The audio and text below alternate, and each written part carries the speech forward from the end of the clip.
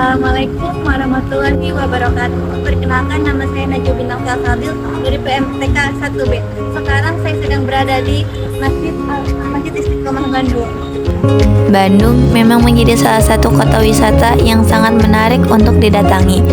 Bukan hanya sebagai kota saja, namun Bandung juga menyediakan tempat wisata religi yang sangat menarik. Salah satunya adalah Masjid Istiqomah Bandung dengan segala fasilitasnya. Pendirian Masjid Istiqomah di kota Bandung tak bisa dilepaskan dari dua sosok ulama besar,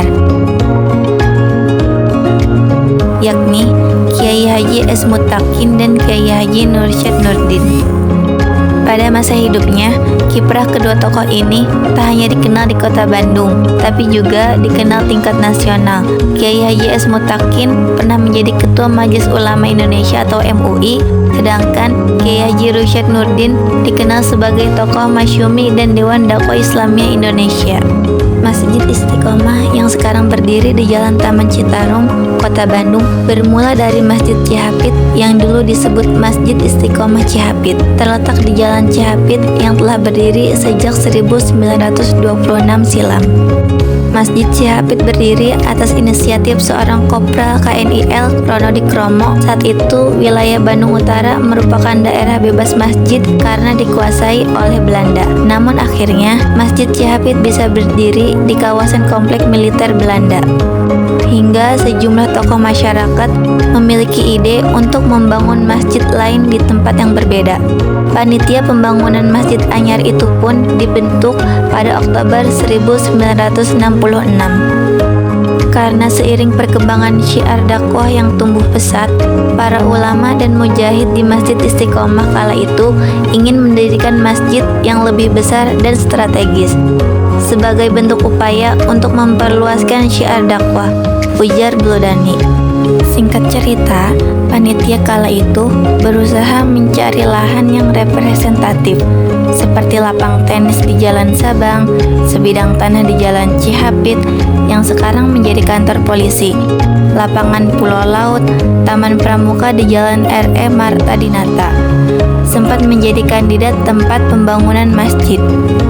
Hingga akhirnya Taman Citarumlah yang dipilih dan langsung mendapat izin dari Wali Kota Bandung saat itu. Lokasi yang strategis menjadi alasan kuat dipilihnya lahan ini. Taman Citarum awalnya merupakan monumen setengah bola dunia sebagai tanda peringatan peristiwa percakapan pertama melalui radio telepon antara Hindia Belanda dan Nederland. Namun, taman tersebut dibongkar pada 1950 karena dianggap melanggar tata susila dengan adanya pemasangan patung pria minim busana. Pembongkaran dilakukan oleh panitia yang mendapat bantuan dari Kujang II atau Siliwangi pada 1967. Masjid Istiqomah dirancang oleh perancang lulusan ITB, yaitu Insinyur Ahmad Noaiman almarhum dan Insinyur Gustav Abbas. Setahun kemudian, gambar itu mendapat pengesahan dari pemerintah Kota Bandung tahun 1967. Untuk pertama kalinya dilakukan pembangunan fondasi dengan ukuran 30 x 12,5 meter. Selain sejarahnya yang menarik, Masjid Istiqomah Bandung ini juga dilengkapi dengan berbagai keunikan yang juga tertuang dalam fasilitasnya. Berikut keunikan Masjid Istiqomah Bandung. Yang pertama, banyak ornamen kaca dan kayu. Keunikan yang pertama muncul dari masjid ini adalah ornamen yang menghiasi seluruh masjid. Jika kita perhatikan, masjid ini dipenuhi dengan ornamen kayu di berbagai sudutnya, mulai dari pilar hingga bagian lain yang dilengkapi dengan bahan kayu beserta ukurannya. Kaca-kaca besar yang menjadi ciri khas Masjid Istiqomah Bandung ini. Yang kedua, ada ruang terbuka hijau. Selain karena ornamen pendukung di dalam masjid, para jamaah yang datang pasti akan merasakan kenyamanan karena ruang terbuka hijau yang ada di masjid. Pada bagian luar, sudah disediakan bahan hijau dengan sejuk.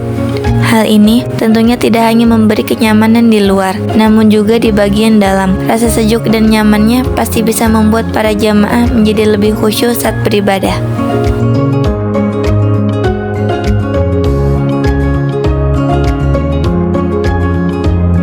Yang ketiga dilengkapi dengan fasilitas pendidikan. Selain fokus pada dakwah Islam, masjid ini juga turut aktif dalam pengembangan pendidikan. Sudah ada taman pendidikan Al-Quran yang didirikan masjid ini. Bukan hanya itu saja, ada sekolah TK, SD, SMP, sampai dengan SMA yang telah didirikan masjid ini.